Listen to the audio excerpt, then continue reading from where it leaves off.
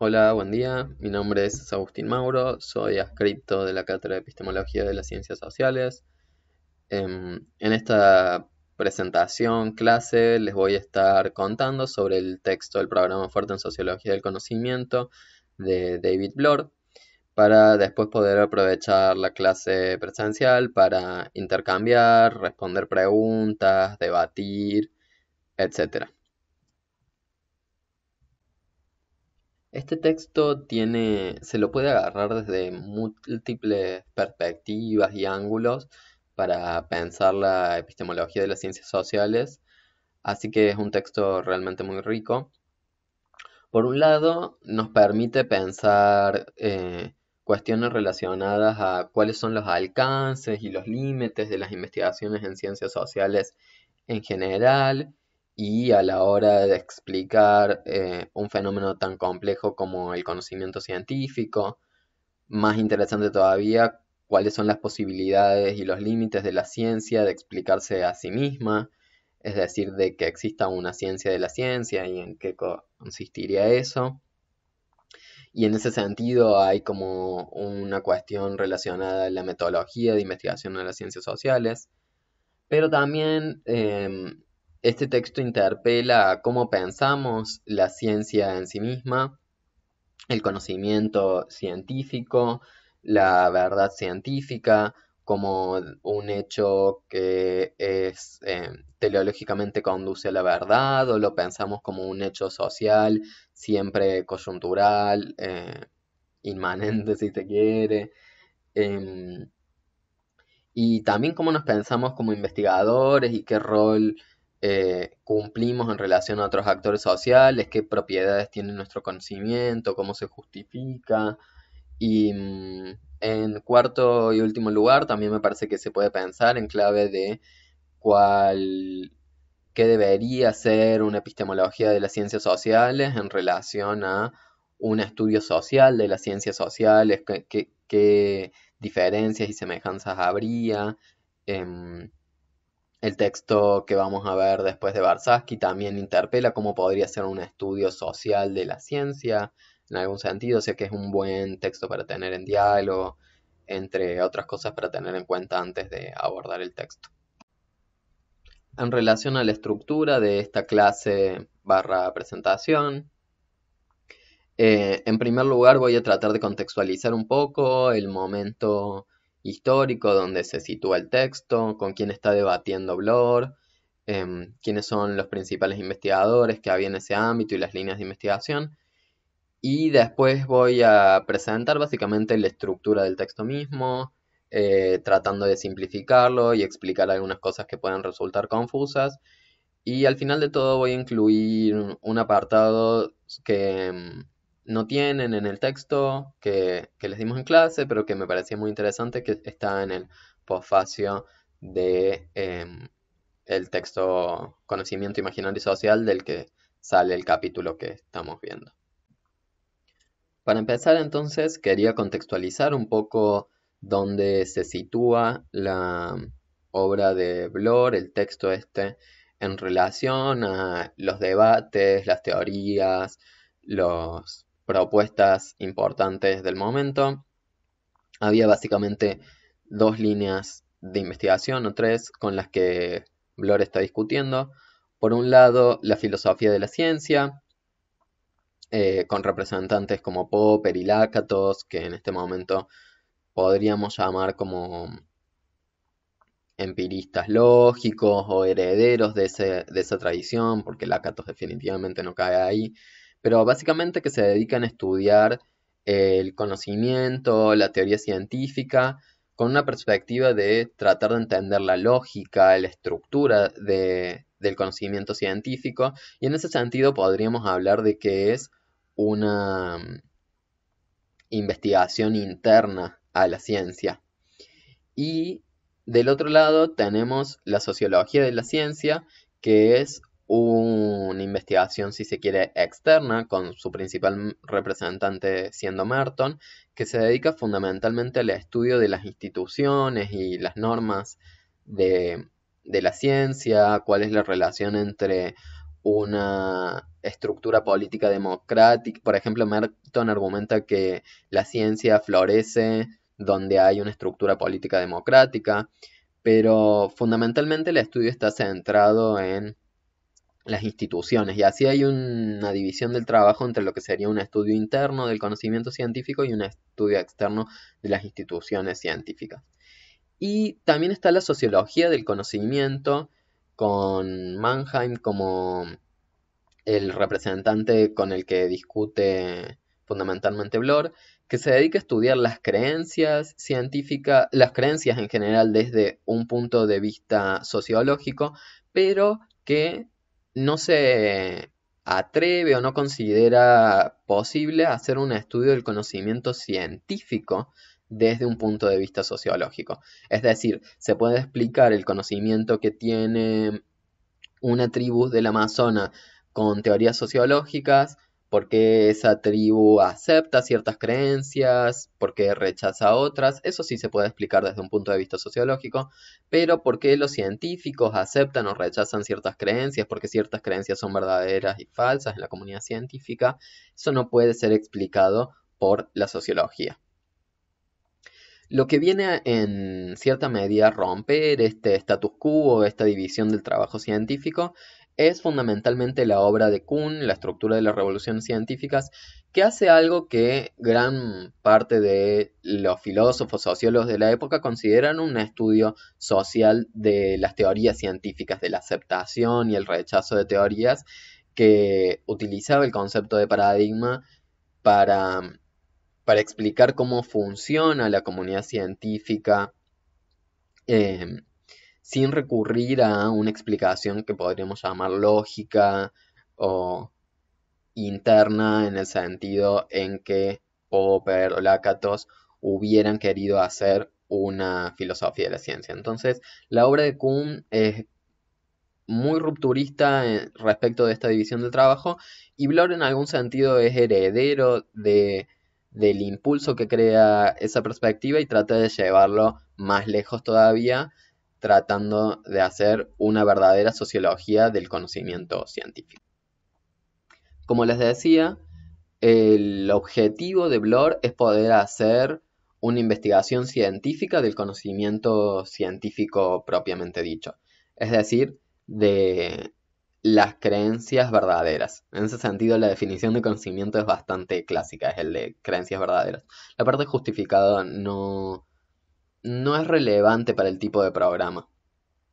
Em, y en ese sentido busca distanciarse de la filosofía de la ciencia, que trata de hacer una investigación lógica y no una explicación científica del conocimiento científico. Y a diferencia de la sociología de la ciencia, no se dedica a las instituciones científicas, sino al conocimiento científico, es decir, las creencias. Y a diferencia de la sociología del conocimiento de Mannheim, se pretende explicar sociológicamente el conocimiento científico. Es decir, la idea es que la sociología puede investigar y explicar el contenido y la naturaleza del conocimiento científico. Porque, básicamente, los científicos consideran ciertas creencias como verdaderas y otras como falsas, porque aceptan ciertas creencias, porque rechazan otras.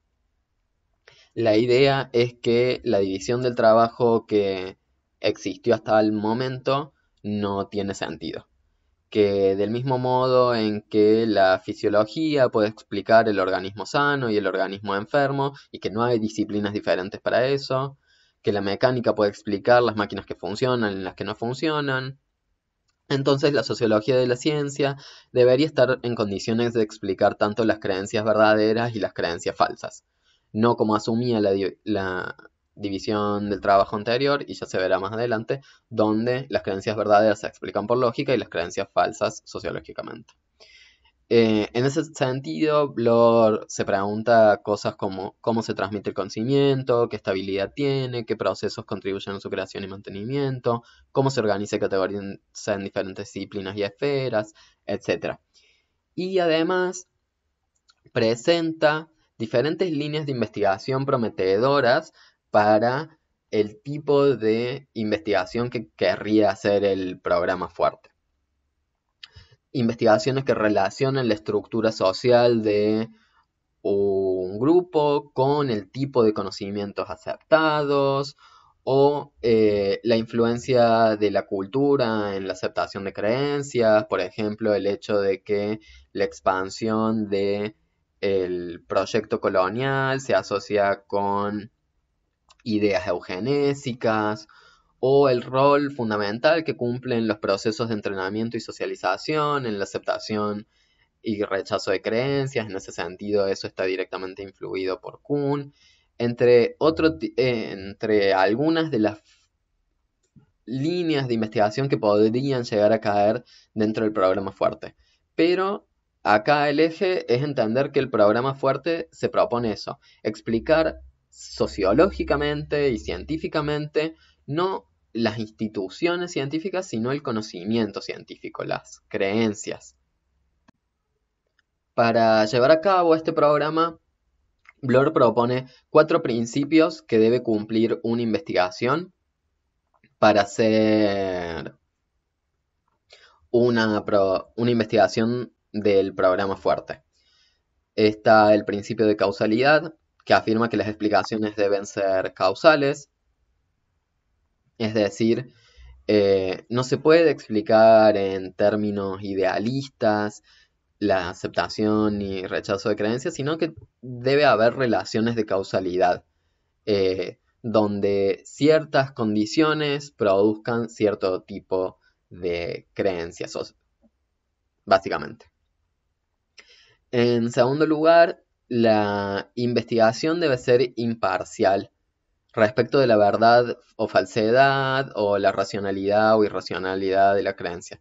La idea es que tanto las creencias verdaderas como las falsas requieren una explicación. Y en tercer lugar, y este definitivamente es el más controversial y el más interesante de todos los principios, está el principio de simetría, que dice que el mismo tipo de causas tienen que explicar las creencias verdaderas y las falsas. En ese sentido, al ser el mismo tipo de causas el que explican las creencias verdaderas y falsas, entonces las creencias verdaderas y falsas se convierten en el mismo tipo de fenómeno. Y ya voy a ahondar mucho más en esto porque definitivamente es el más interesante y el más controversial de todos. El cuarto principio es el principio de reflexividad, que afirma que la explicación debe poder aplicarse a la sociología misma a riesgo de autorrefutación. Esa es mi reconstrucción. La idea básicamente sería que las explicaciones del programa fuerte tienen que poder aplicarse a la sociología, porque si no se aplican a la sociología, entonces la investigación sociológica refutaría sus propias teorías, porque, por supuesto, una teoría de la ciencia tiene que explicar a cualquier rama de la ciencia, incluida la sociología. Ahora vamos a ahondar un poco mejor en cómo funciona este principio de simetría.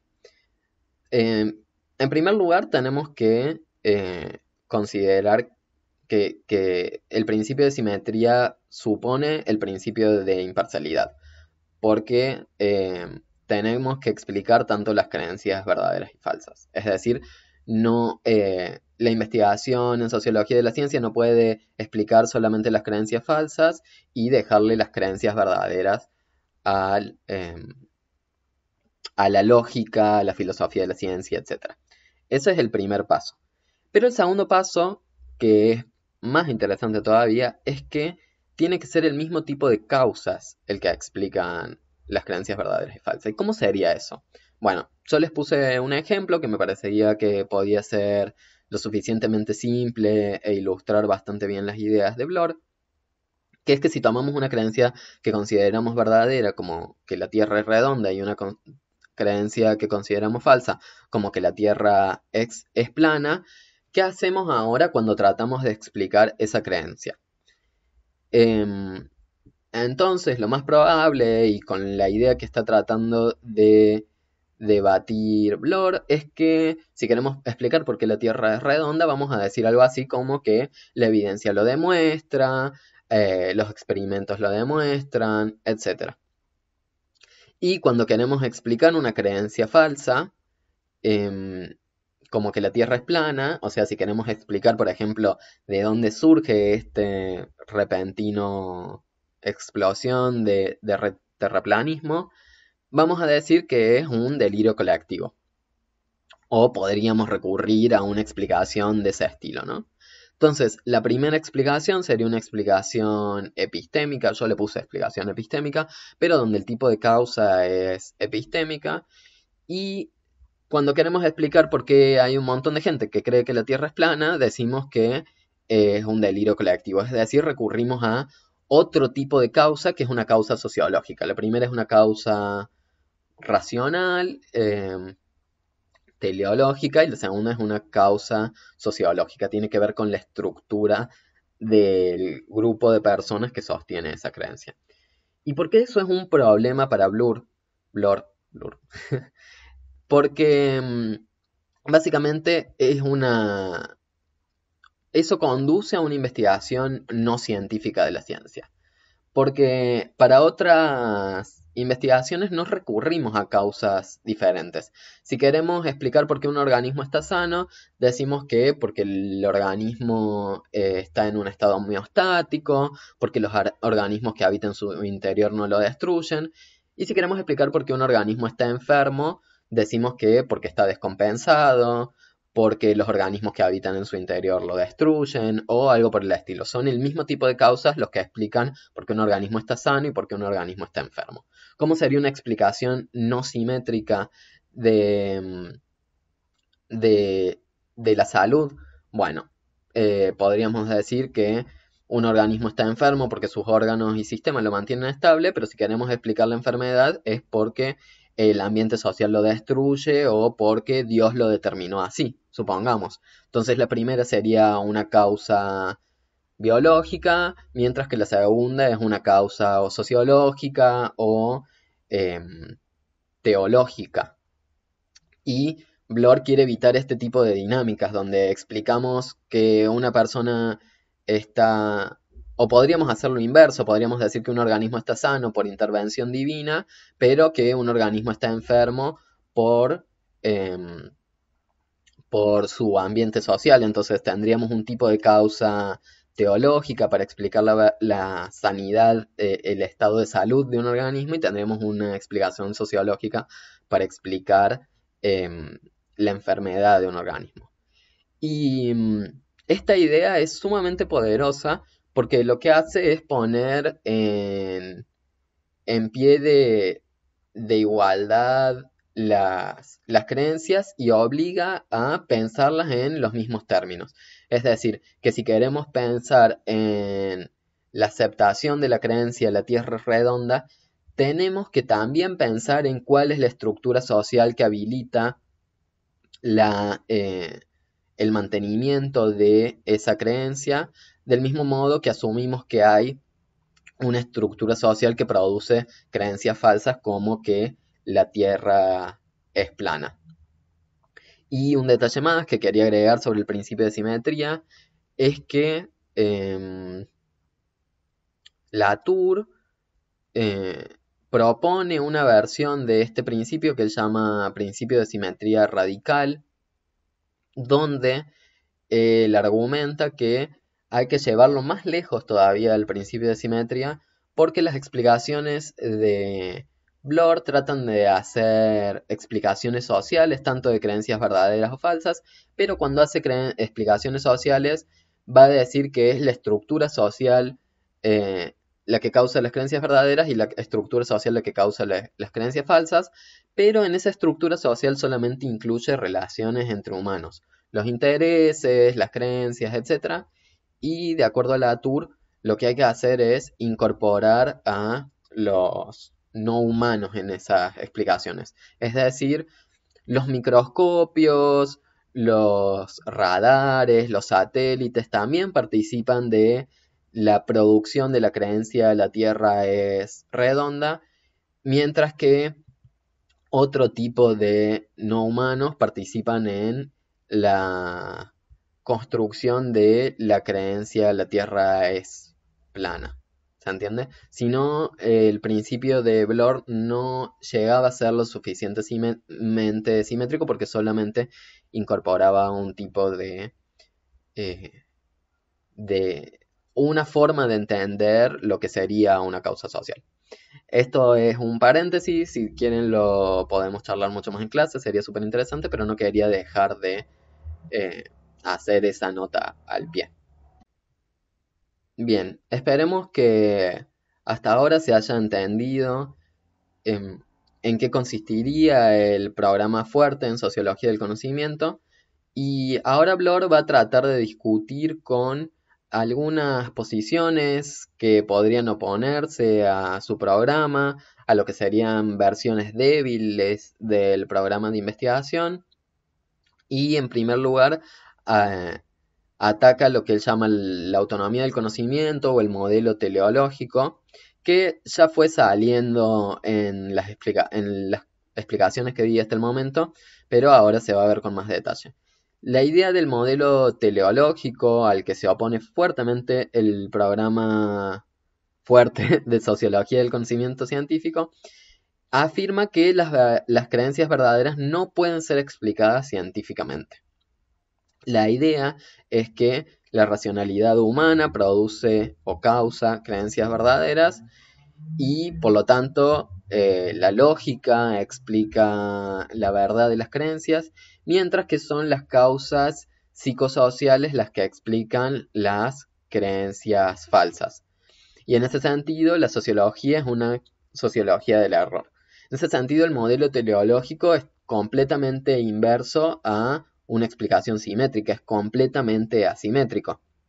La idea básica del modelo teleológico es que la humanidad o la racionalidad humana se dirige inexorablemente a la verdad y son las perturbaciones sociales las que producen falsedad. Em, es decir, si no hubiera delirios colectivos, si no hubiera personas que tienen problemas eh, cognitivos, entonces la gente no creería creencias falsas, sino que todos tendríamos creencias verdaderas porque la racionalidad humana, la estructura de la mente humana produce creencias verdaderas, entonces las causas sociales como la estructura del grupo o el proceso de entrenamiento o la autoridad son todas causas sociales o psicosociales que explican por qué de pronto se puede llegar a aceptar una creencia falsa como que la Tierra es plana cuando la racionalidad misma nos dirige inexorablemente a creer que la Tierra es redonda.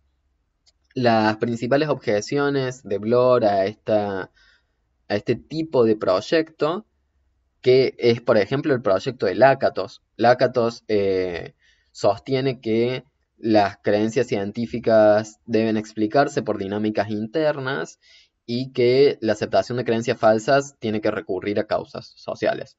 O sea que no está peleando con un fantasma, está peleando con, o está discutiendo, si se quiere, con posiciones que sostenían investigadores, no solo filósofos, sino también sociólogos, sobre cómo investigar. Y las objeciones son en primer lugar metodológicas. Eh, Bloor considera que en algún sentido cada uno de los programas, o sea, el modelo teleológico y el modelo del programa fuerte, son consistentes internamente y que la razón para preferir uno por sobre otro tiene que ver más con una cuestión metodológica. En primer lugar, porque el modelo teleológico da por natural lo que quiere explicar, o sea, asume que ya hay creencias verdaderas y creencias falsas y entonces las explica por asumiendo que ya existe esa diferencia, mientras que el programa fuerte las pone en pie de igualdad y a priori no considera que haya diferencia y después trata de observar empíricamente si hay diferencias. Y además porque no se puede hacer un estudio científico del conocimiento con ese modelo teleológico. ¿Por qué? Porque a priori el modelo ya condiciona las categorías que se van a emplear, entonces hacer una investigación empírica no tiene sentido porque ya están las categorías hechas. Ahora quería pasar también a algunas objeciones que están en el texto, pero muy rápidamente. Em, Porque fundamentalmente pensando en cómo estas objeciones nos pueden servir para entender mejor el programa fuerte. Una de las objeciones que nombra Bloor es lo que él llama la objeción empirista, que sería básicamente la idea de que las causas psicológicas estarían sistemáticamente asociadas a la verdad, mientras que las causas sociológicas a la falsedad. Es decir, la percepción, la racionalidad humana y ese tipo de causas estarían asociadas a producir creencias verdaderas, mientras que la autoridad, eh, el grupo social, los otros investigadores estarían sistemáticamente produciendo creencias falsas. En la respuesta de Bloor a esa idea es que el conocimiento científico es necesariamente social, que siempre va a haber elementos sociales en la producción, transmisión, aceptación de creencias verdaderas y falsas, porque siempre el científico va a tener que comunicar sus investigaciones, sus resultados, etcétera, y ese proceso de comunicación ya es social. En segundo lugar está la objeción de autorrefutación, que, que esta es bastante interesante porque muestra bastante el sentido común de la división clásica del modelo teleológico, ¿no? La idea es que si la sociología del conocimiento está determinada socialmente, entonces se autorrefuta porque no, porque las causas sociales producirían falsedad o no puede aspirar a ser más que un conocimiento relativo porque toda la sociología del conocimiento científico nos lleva a un relativismo donde la sociología del conocimiento no puede aspirar a ser más que una creencia en el mar de creencias. Eh, la respuesta a esta objeción es que esta objeción solamente se sigue si se sostiene el modelo teleológico y se considera que las causas sociales dirigen al error. Si uno considera que existen causas sociales que pueden dirigir a la verdad, entonces la sociología del conocimiento científico puede eh, no necesariamente refutarse a sí misma. Y en tercer y último lugar está la objeción del conocimiento futuro, que es la idea de que una ciencia del conocimiento científico debería predecir ese conocimiento científico, o sea, predecir el conocimiento que vamos a tener en el futuro, y que entonces, por lo tanto, eso sería lo mismo que descubrirlo. Es decir, si yo hago una ciencia de la ciencia lo suficientemente robusta, debería poder predecir cuál va a ser la próxima teoría aceptada en, supongamos, física de partículas. Y acá la cuestión está tender a que hay diferentes significados de predecir. No es lo mismo deducir que identificar leyes causales. Lo que está pidiendo la objeción es que la teoría deduzca el conocimiento científico, mientras que lo que quiere hacer Bloor es identificar leyes causales. La sociología de la ciencia en ese sentido puede encontrar leyes causales del mismo modo que las ciencias naturales, como una ley del tipo, em, si yo tengo esta estructura social, entonces voy a tener este tipo de creencias donde el contenido, o sea, el, el contenido micro, o sea, la estructura de como qué es lo que dice la teoría, no necesariamente estaría incluido.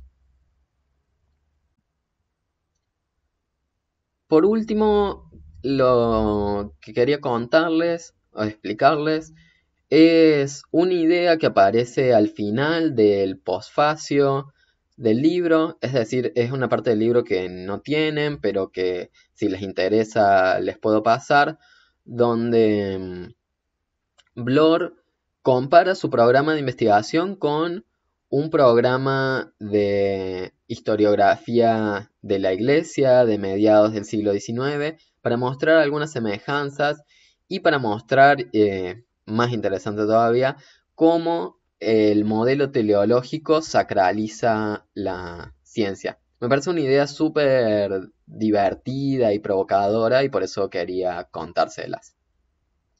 La idea es hacer un paralelo entre el programa fuerte y la escuela de Tübingen de historiografía de la Iglesia que produce alrededor del 1850, que investiga alrededor de esa fecha, con su mayor representante Ferdinand Christian Baur, que es un programa de investigación que trata de hacer una investigación que en retrospectiva podríamos decir social de la doctrina de la Iglesia. Y el programa de investigación se opone a lo que llaman los supernaturalistas, que es una corriente de historia de la doctrina de la Iglesia que divide dicha doctrina en dos partes. Lo que sería las creencias religiosas verdaderas, o sea, la auténtica verdad apostólica, que fluye directamente de las fuentes divinas y no necesita más explicación. Es decir, para explicar por qué la doctrina de la Iglesia sostiene la creencia verdadera de que Dios es tres y uno, se explica por qué Dios lo dice, porque la Biblia lo dice, porque emana directamente de la palabra del Señor. Mientras que si queremos explicar las desviaciones doctrinales, si queremos explicar por qué algunos creyentes creen que, no sé, a mí me cuesta porque no conozco mucho el tema, pero supongamos, voy a inventar algo, que que Jesús no resucitó al tercer día, sino que em, nunca resucitó, o que resucitó al año o alguna cosa así que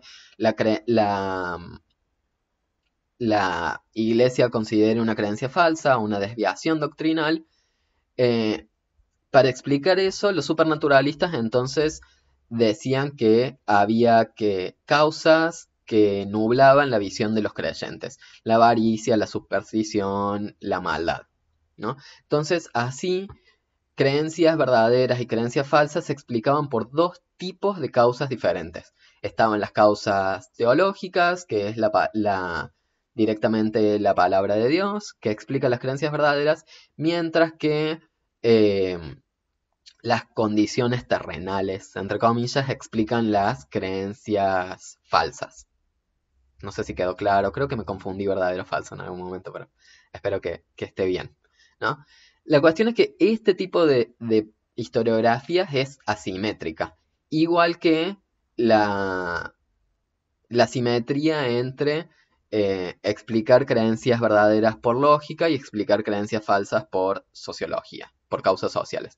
Y en ese sentido, la escuela de Tübingen trataba de oponerse a este tipo de historiografía y hacer una historiografía simétrica y usando términos que claramente no corresponden, podríamos decir que esa escuela trató de hacer un estudio sobre la construcción social de los dogmas religiosos y dice Bloor lo hizo como un creyente piadoso y respetuoso, en el sentido de que eh, hacer una explicación social no significa deslegitimar o relativizar las creencias o decir que son falsas, sino mostrar que están en algún sentido, en- tienen una naturaleza semejante a a las creencias falsas.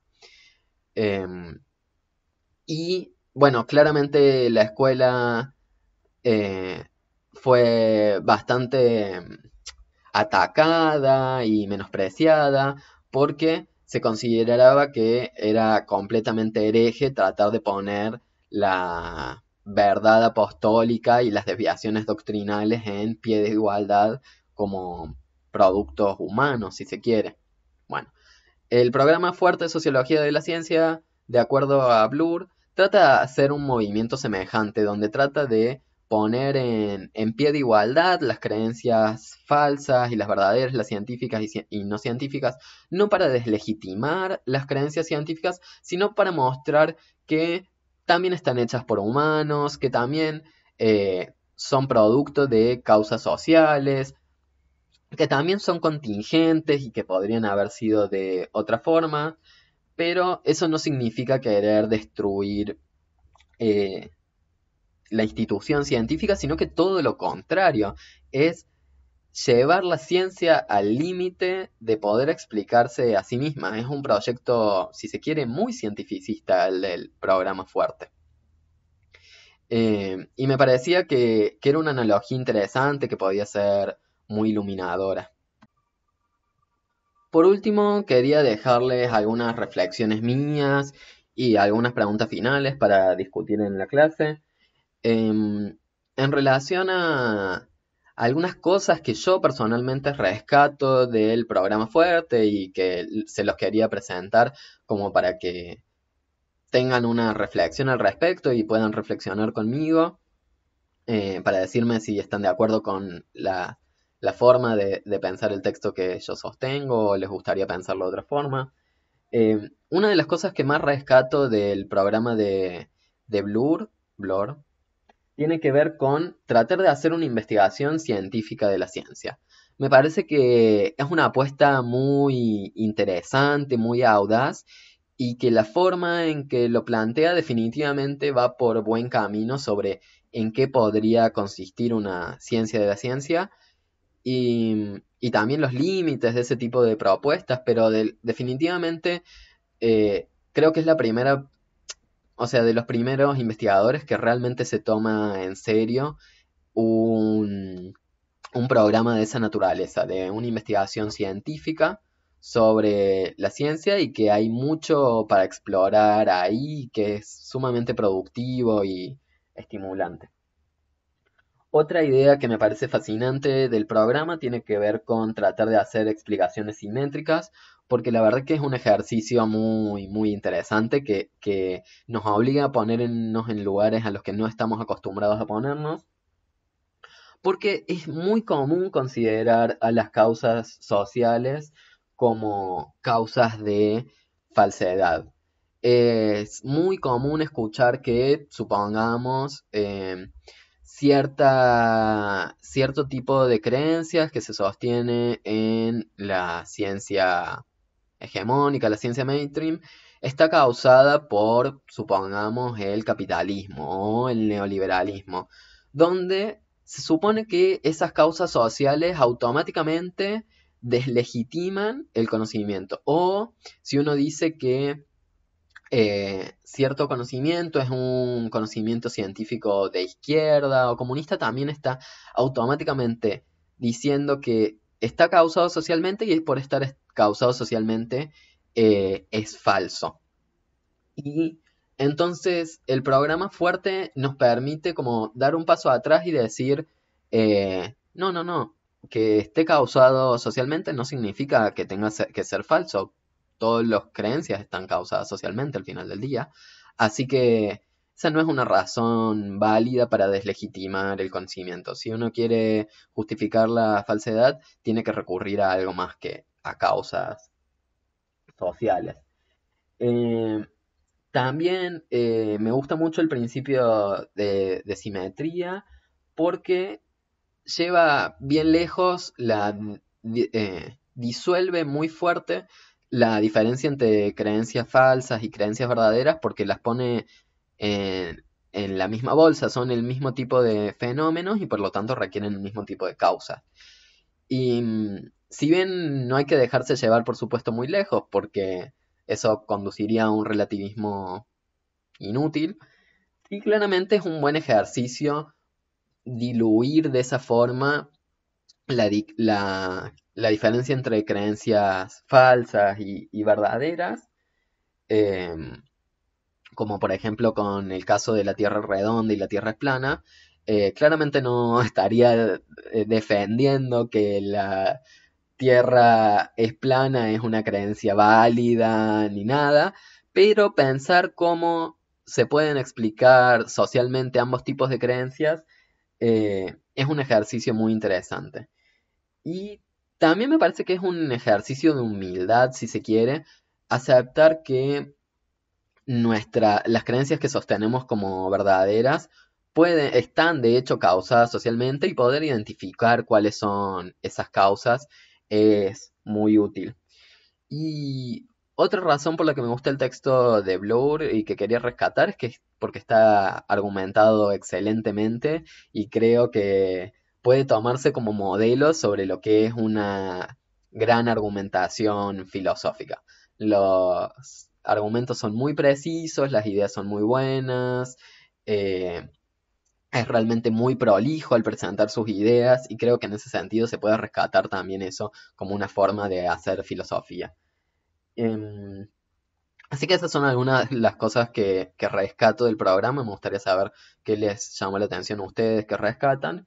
Y también les dejo algunas preguntas que, que pueden resultarles interesantes, y que me gustaría ver qué opinan durante la clase. En primer lugar, si se puede hacer una investigación científica sobre la ciencia y en qué consistiría, con lo que les decía al principio eh, de que el programa de Blur está apuntando en ese sentido. En segundo social, en segundo lugar, em, me gustaría que piensen en alguna teoría de las ciencias sociales que consideren verdadera o aceptable. Busquen la teoría que les guste y traten de pensar cómo harían una explicación sociológica de la aceptación de esa creencia, de la aceptación de ustedes de esa creencia. A qué causas sociales recurrirían para explicar la aceptación de la creencia que sostienen? Creo que ese es un ejercicio muy, muy fuerte y muy interesante. Y en tercer lugar, ¿qué potencialidades encuentran al tratar de llevarlo a la práctica? Yo les conté algunas de las que yo identificaba. ¿Qué otras potencialidades encuentran ustedes? Créanme que si tratan de hacer una explicación sociológica de sus creencias, van a llegar a lugares muy complicados, muy interesantes.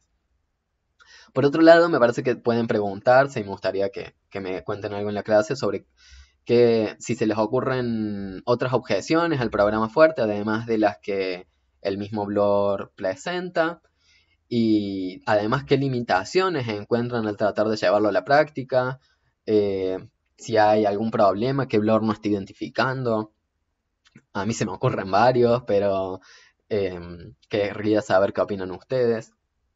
Y por último, me interesaba que relacionen el texto con otros temas de la materia, con otras ideas, etcétera, para ver qué puede salir durante la clase. Así que eso es todo, muchas gracias y nos vemos en la clase presencial.